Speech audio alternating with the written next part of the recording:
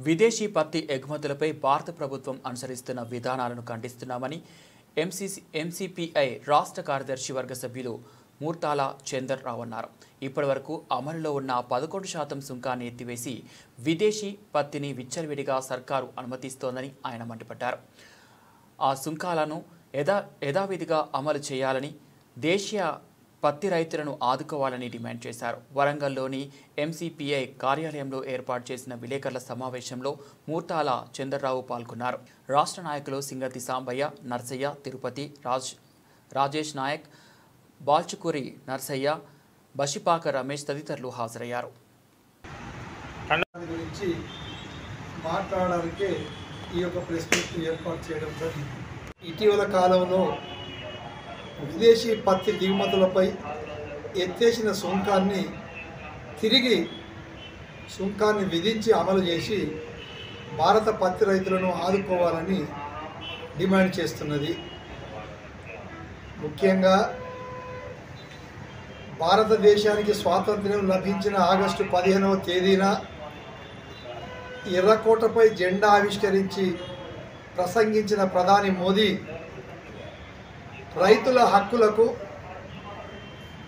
రక్షించేందుకు అడ్డుగోడగా నిలబడి రైతులకు అండగా ఉంటానని మాట్లాడి 72 గంటలు గడవక ముందే భారత ఫైనాన్స్ సంస్థ ద్వారా విదేశీ పత్తి దిగుమతులపై అమలవుతున్న 11% సుంకాన్ని ఎత్తేసి ఆగస్టు 20వ తేదీ నుండి వచ్చే నెల 30వ తేదీ వరకు ఈ 40 రోజుల పాటు విచ్చలవిడిగా పత్తి దిగుమతులకు అవకాశం ఇచ్చిండ్రు.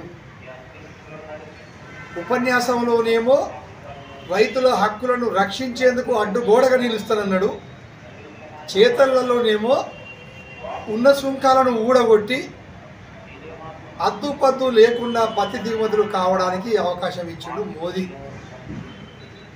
మాటలలో రైతాంగం మీద ప్రేమ చూపించి చేతలలో ట్రంప్ మెప్పు పొందేందుకు ఎలా మోకరిల్లిండో ఈ సంఘటనే భారత ప్రజలు అర్థం చేసుకోవాలని ఎంసీపీఐ పార్టీ విజ్ఞప్తి చేస్తున్నది.